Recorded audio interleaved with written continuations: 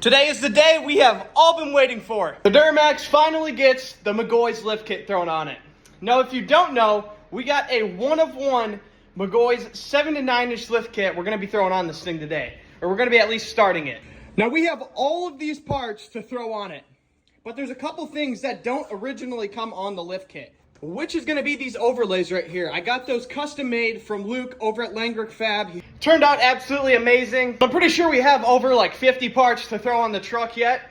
But the first thing we got to do is start tearing the actual truck down, which, as you can see, I pulled it all the way over there in the corner because I'm kind of worried about these bars right here hitting the truck when the lift is on it. Now there's another concern we have too, which is going to be the garage height. This truck has about 8 inches to spare with the height it's sitting at right now. So technically, if we get the lift kit on it, it's a 7 to 9 inch lift kit. I can crank the torsion keys all the way down. We'll be sitting at 7 inches. So theoretically, the truck should pull out with how it sits with the lift kit on it. But my last resort is, if it doesn't fit out, I can deflate the air in the tires and get an extra, 4 to 5 inches. So I'm like 90% sure we can get it out of the garage. If we can't, we're gonna have a bit of a problem. I'm gonna have to take the lift off and do it outside, which I don't wanna do. It's like 100 degrees out. I can finally use my rock lights for actually taking this thing apart. I got them wired up to a switch finally. But some of you guys might know, I actually just rebuilt this front end not too long ago, like 2 months ago. So normally, you might have a problem getting the ball joints out, the tie rod arms and everything, but theoretically, I shouldn't have a problem because I just rebuilt it and just took everything off of it. The only problem I think I'm going to run into is the torsion bars. Being in the Midwest its whole life, they're going to be rusted on there. I don't think they've ever been touched. Now, in between putting this lift kit on, I want to take some things off and give them a coat of paint just because I think it'd match the truck a lot nicer. Like the lower control arms with the faceplate right in the middle, I think will look awesome painted. So be throwing a coat on those for sure. I've been preparing a little bit for a while now. I went and bought some jack stands, my first set from Harbor Freight, so the truck can be standing alone and I don't have to worry about my Timu jack crushing me. You can see I just got back from that truck show and it got rained out a little bit and my track bars are completely packed with mud. So once we get this lift on, I'm gonna have to take a pressure washer to those and get them cleaned out real good.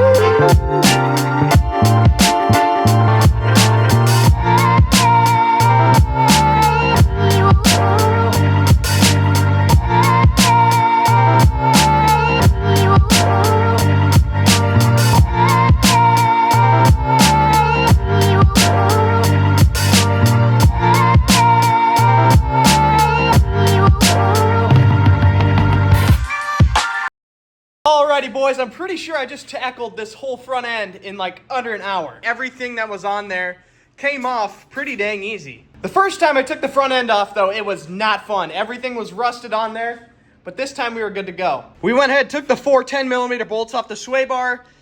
There's a spacer we need to put in for the CV axles. We got the old steering knuckles off. I'd say the new ones are a hair bigger. So the next thing on the list is to take the torsion keys off. We gotta go ahead and take these bolts all the way out, and then we gotta mess with the torsion keys, which is not gonna be fun. I told a couple people about my lift, and they said that is gonna be the hardest part of the whole install. So we're gonna have to bring in some reinforcements or something. Once we get the torsion bar out, which is this thing right here, we can take the bolts out for the lower control arm, scuff them up, and then I'm gonna throw a coat of paint on them. So we gotta put this clamp around here, and this little piece should come right out, just like that.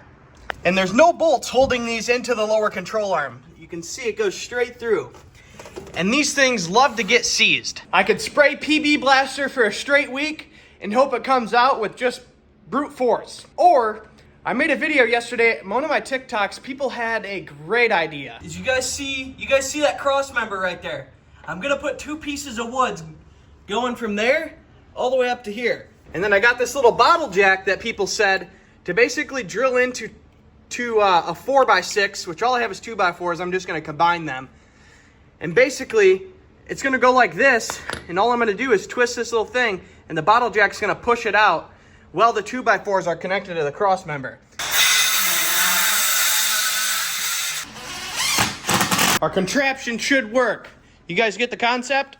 So I ran to Home Depot, bought an air hammer because I tried that little bottle jack thing. It got the side out of the lower control arm, but not the key. I originally thought that was the hard part, getting it out of the control arm, but apparently it wasn't. It was getting it out of the key side. I did the bottle jack thing a couple times, it kept falling, so I'm like, okay, I'm just gonna go to Home Depot, buy an air hammer. And we went ahead and did the other side. We got one of them done. As you can see, we got the key out. You can see right where it was rusted to the actual key itself. Torsion bar slides right through the lower control arm. Pete, stop.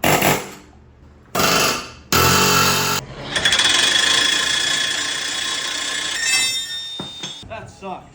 It's now like 5 hours after I filmed the last clip. I went at it with that torsion key for like an hour straight. Ended up having to make a post on my Snapchat story to see if anybody had a jackhammer, like a full-size jackhammer. I had one of my buddies swipe up, brought me over an electric chisel that was basically a jackhammer. It came out in 2 seconds, thank God. Now originally I wasn't planning on painting anything else, but you know how it goes. You get into it and you're like, yeah, I should probably paint that too. So we're gonna throw a coat on the sway bar. We're gonna throw a coat on the lower control arms, upper control arms. At this time, I think that's all I'm gonna do. Maybe the torsion bars too. I don't know, man. I just get to doing too much stuff at once. And then it delays it back farther. I think I'm just gonna do those 3 things for now.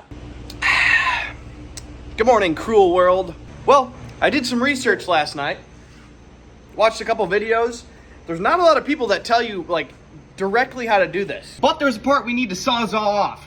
This bracket right here won't let the diff come down, I believe. So we have to cut it off. I don't know if you guys can hear it, but there's this cricket in my garage. So annoying.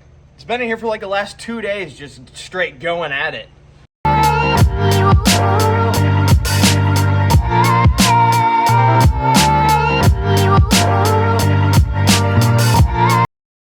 That actually officially marks the end of the teardown. We can go ahead and throw on our first piece for the lift kit, which on the instructions says it is this rear drop bracket. So basically you just lift it up into here, into here, put your bolt through.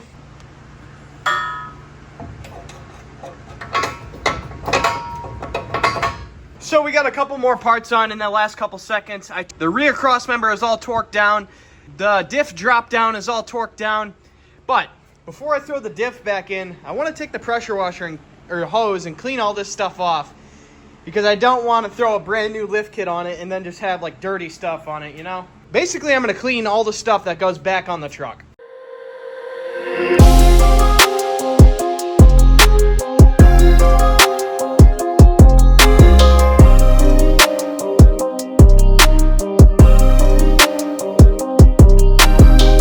A little update for you. I didn't detail the boots, but I did spray a fresh coat of this favorite stuff, Ace Hardware Rust Stop.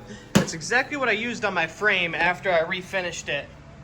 It's dirty right now, but it looks mint. It is the next morning. I ran to AutoZone and picked up a can of this stuff.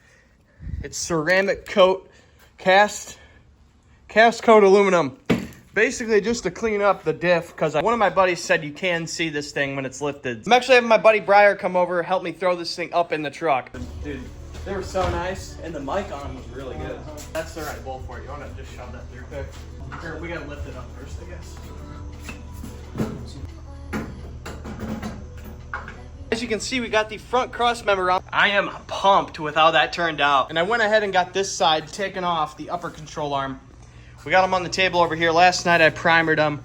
We just got to get ready to spray the base coat. I still got to scuff this up, scuff the sway bar up. But I'm going to get these all set up for paint. Well, boys, we got busy last night. By the looks of it, I'm taking this plastic off because we finished painting the parts. Man. At this point, this video is like 5 different days. It's so weird filming in between different days. But we got the upper control arms, lower control arms. If you guys take a look here, we actually have 4 lower control arms. And these ones were originally the ones I was supposed to be painting. I got them all prepped, and then I had a buddy come over to help sand everything, and he's like, I have 2 brand new lower control arms. And I'm like, bro, you gotta be kidding me. I already prepped 2, worked out a little trade deal where I get the control arms, I help him polish his wheels, Now, I didn't necessarily need new lower control arms, but it was probably smart that I did it because these bushings are shot. All of them. So we got brand new bushings. There's tape on them, but they're brand new bushings, brand new ball joints. But yeah, now we have two brand new lower control arms. Won't have to take those off anytime soon. And these upper control arms turned out beautiful, baby. I also went ahead and did the sway bar as well. But I have been waiting for this point of the video for like 5 days now. I can finally start throwing the truck back together. Now we got a couple of the parts on already, but the majority of the stuff needs the lower control arms to go on. I might run into an issue. I got a couple DMs last night from people saying, which is weird because I got them all at the same time. I don't know why. But I got a couple people saying that my stock wheels won't fit with those spindles unless I get spacers for them. I'm hoping that's not the case, but the only real way to tell is when we go to throw the wheels on it. So we'll get to that point when we cross it. That's pretty good. Dude, these things are massive. 6'7", you know what else is massive? First look. What do you think? Looks good.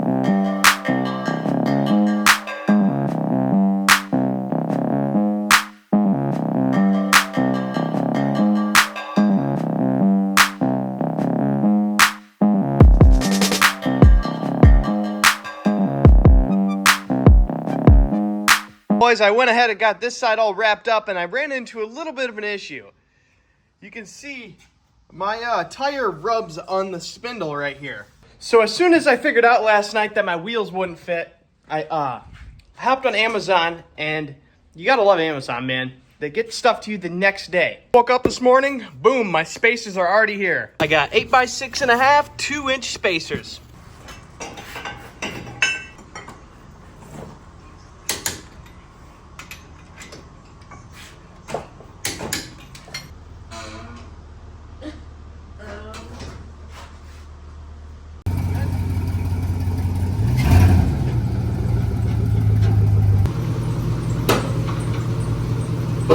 Bingo, baby.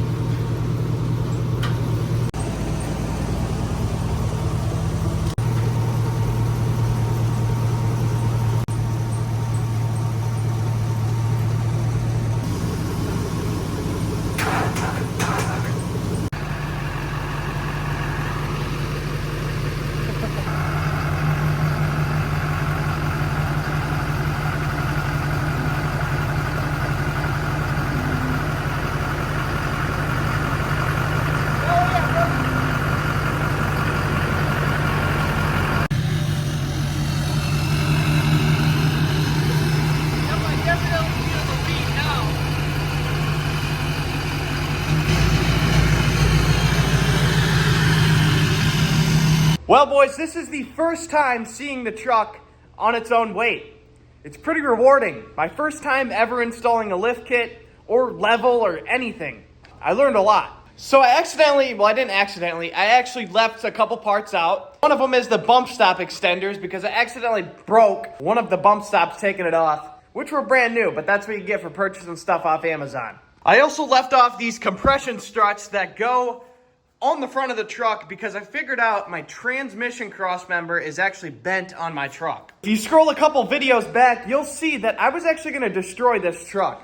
I took it off a jump, accidentally hit something, and it bent the transmission crossmember. So I have a new one on the way. It should be here, I think, tomorrow. So I held off on putting those in because I didn't want to put, a bar on something that's bent and throw off the alignment. But other than those pieces, we finished and wrapped up the whole front end.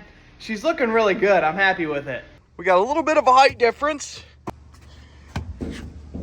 We got all of our new suspension parts. We did the upper control arm, spindles. I did the sway bar, the torsion bars, lower control arm. Really ties it all together on the bottom end. Well, boys, that is going to be it. We now have officially our first squat rig. I'm only keeping it for a couple days, though.